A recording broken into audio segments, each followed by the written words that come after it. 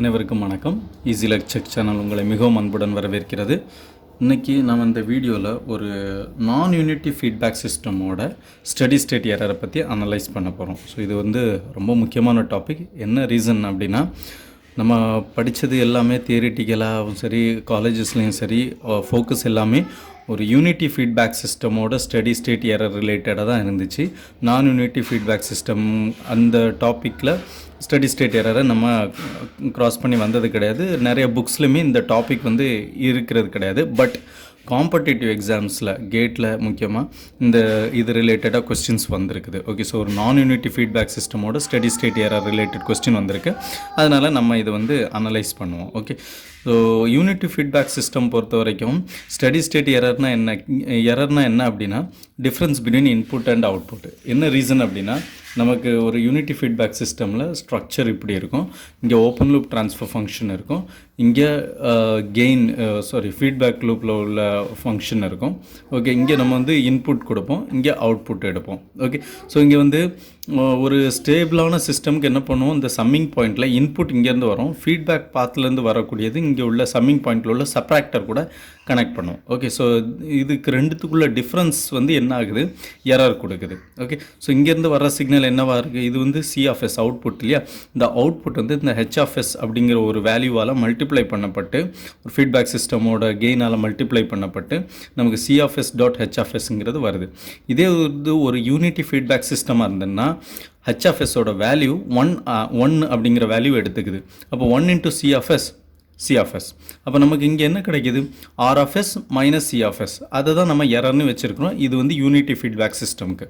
But non unity feedback சிஸ்டம்க்கு இந்த condition மாறுபடுது. For example, அந்த feedback லூப்போட gain 1 இருக்கிறதுக்கு பதில் 1/s அப்படின்னு வேறு ஏதாவது வேல்யூ எடுத்துக்கிட்டு வந்தது அப்படின்னா தென் டோட்டல் விஷயமே மாறி போகுது. ஓகே, ஸோ அதனால் நமக்கு இதில் இந்த மாதிரி கொஸ்டின் இருக்கச்சுல, ஒரு யூனிட்டி ஃபீட்பேக் சிஸ்டம் இல்லாமல் நான் யூனிட்டி ஃபீட்பேக் சிஸ்டமாக இருந்தால் நம்ம என்னெல்லாம் விஷயங்களில் டேக் கேர் பண்ணணும் அப்படிங்கிறத பற்றி பார்ப்போம். ஓகே, ஸோ ஃபார் அ நான் unity feedback system, error is not considered as the difference between input and output. So நான் யூனிட்டி ஃபீட்பேக் சிஸ்டமுக்கு எரர்ங்கிறது இன்புட்க்கும் அவுட்புட்க்கும் உள்ள டிஃப்ரென்ஸ் கிடையாது. அப்போ அது என்னது, since the output is changed, okay, so output மாறிக்கிட்டே இருக்கும், it is multiplied with gain of feedback path. அது feedback pathல multiply பண்ண வேண்டியது அவசியமாக இருக்குது. அது ஏன் ஃபீட்பேக் பாத்தோட கெயினால் மல்டிப்ளை பண்ணுறோம் அப்படிங்கிறதுக்கு இங்கே எக்ஸ்ப்ளனேஷன் கொடுக்கப்பட்டிருக்கு, நம்ம பார்ப்போம். ஓகே, ஸோ இந்த இடத்துல என்ன அப்படின்னா, இது கெயின் 1/s இருக்கு இல்லையா. ஸோ இதுக்கு ஒரு வேரியபிளுக்கு ஒரு நேம் கொடுப்போம், K(h) அப்படிங்கிற ஒரு நேம் கொடுப்போம். ஓகே, ஸோ ஃபீட்பேக் லூப்பில் உள்ள கெயினுக்கு ஒரு வேரியபிளால் அதை ரெப்ரசன்ட் பண்ணுவோம், K(h). அப்போ C(s) multiplied with K(h). Okay, அதை என்ன பண்ணுறோம், R(s)லேருந்து சப்ராக்ட் பண்ணுறோம். ஓகே, ஸோ அப்போ நமக்கு எப்படி இருக்கும், R(s) -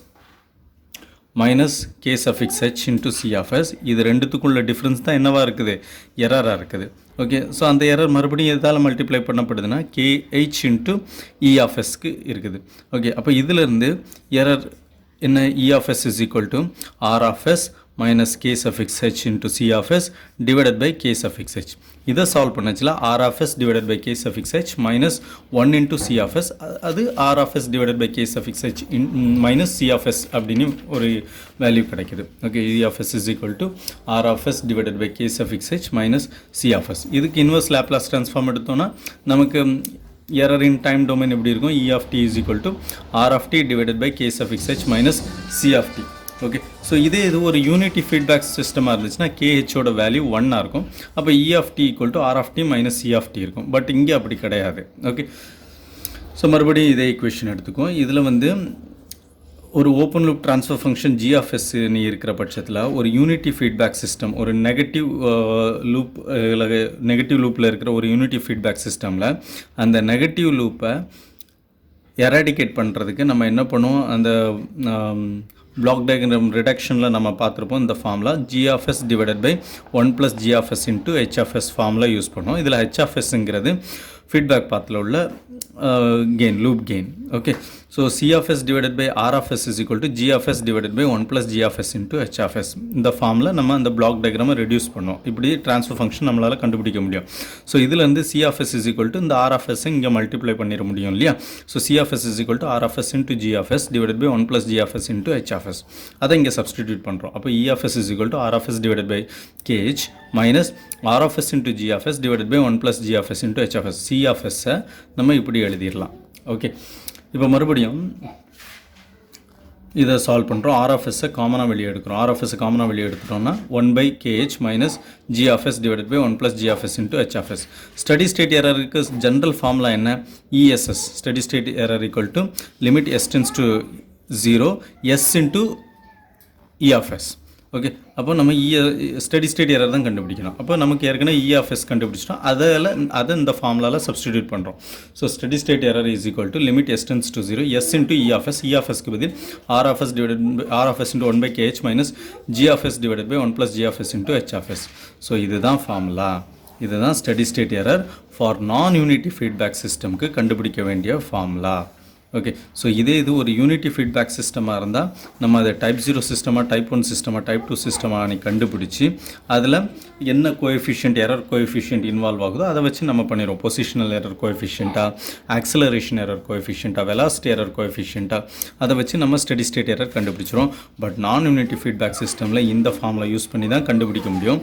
இது எந்த புக்லேயும் இல்லை, மோஸ்ட் ஆஃப் த புக்கில் இல்லை.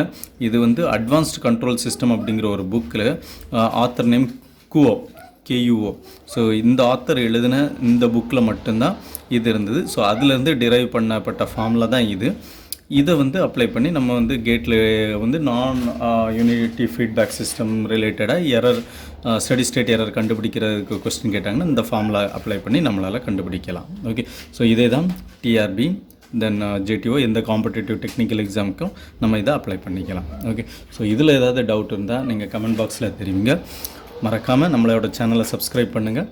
மீண்டும் இன்னொரு வீடியோவில் சந்திப்போம். நன்றி, வணக்கம்.